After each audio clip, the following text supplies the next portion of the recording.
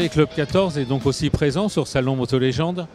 Oui, Club 14 est présent sur le Salon Moto Légende parce que la grande famille de la moto ne peut pas se diviser ainsi. On est plutôt dans le rassemblement, nous, des tribus, des différents courants. Et on retrouve ça dans toutes les manifestations. D'ailleurs, on voit de plus en plus de nos adhérents qui ont des motos modernes, mais qui ont aussi une moto de collection.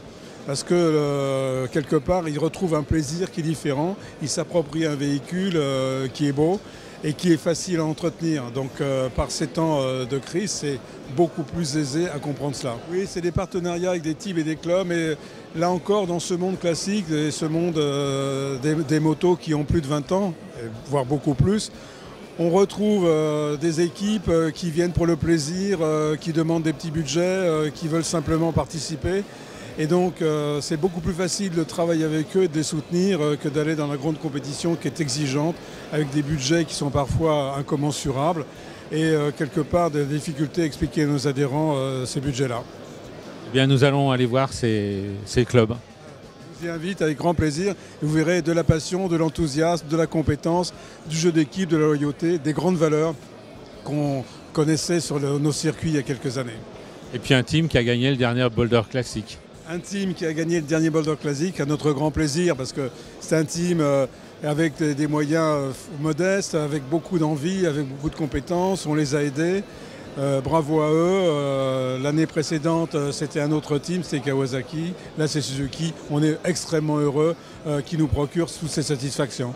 Eh bien, nous sommes avec Philippe, le team manager de la moto qui a gagné le dernier Boulder Classic, et les deux pilotes, Dominique et Jean-Luc. Donc ça a fait des beaux souvenirs, je pense, mais ça a aussi changé beaucoup de choses dans la vie de tous les jours. Dans la vie de tous les jours, quand même pas.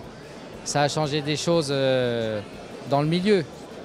Voilà, quand on passe, on nous félicite un peu partout, sur les sites internet aussi. Il y a des félicitations de partout, ça fait plaisir. Et pour l'année prochaine, on peut déjà en parler, ça va être, vous reconduisez l'équipe?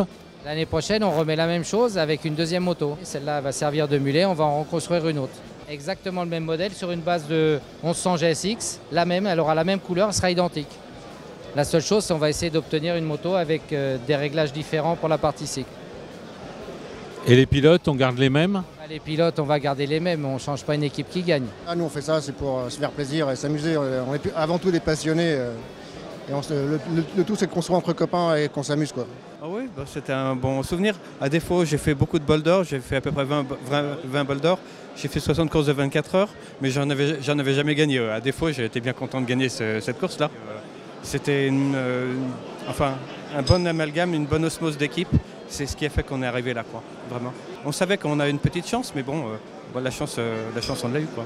L'année prochaine, vous allez être dans les favoris, donc ça va être plus d'enjeux, plus de pression. Ouais, mais enfin, on est prêt, je crois. On va se tenir prêt. Bon alors Philippe, ça te rappelle quelque chose, ça c'est toi? Non, c'est pas toi? Non. Ouais, non, c'est à Montlhéry. Attends, c'était un super souvenir. Tu sais que mon père, c'était mon idole, moi. Voilà.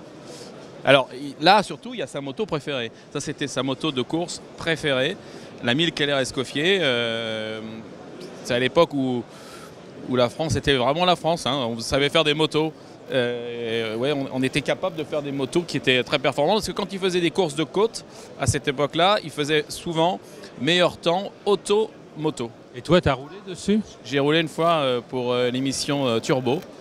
J'avais fait la côte Lapise. Et c'est surprenant parce que le moteur marche bien, super bien même, je dirais. Je crois que ça faisait 80 chevaux, un truc comme ça. Avec un peu de... c'était pas de l'essence normale. Et en revanche, il n'y a pas de frein.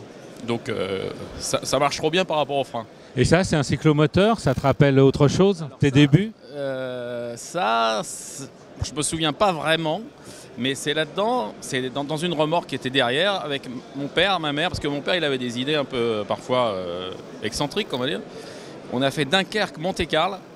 T'entends? Dunkerque-Monte-Carlo. Je retousse parce que j'ai dû prendre pas mal de fumée, parce que là, quand on le démarre, ça fume. J'étais dans une remorque.